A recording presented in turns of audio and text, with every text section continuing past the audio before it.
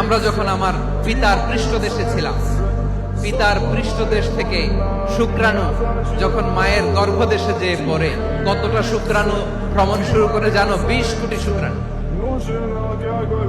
একবার সিমেন আউট হলে সেখানে 20 কোটি শুক্রাণু থাকে, ভ্রমণ শুরু করে।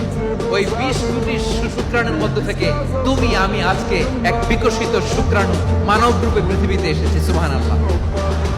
ওই 20 কোটি শুক্রাণুর প্রতিযোগিতায় সবাই রে পেছনে ফেলে সেদিন আমি সফল হয়েছিলাম, সেদিন আমি বিজয়ী হয়েছিলাম।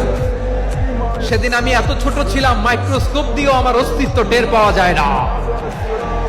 আমি এত তুচ্ছ ছিলাম, নগণ্য ছিলাম। আমার কান ছিল না, আমার চোখ ছিল না, আমার হাত ছিল না, আমার জন্য রিকমেন্ডেশন করার মতো মামু ছিল না, খালা ছিল না, কেউ ছিল না।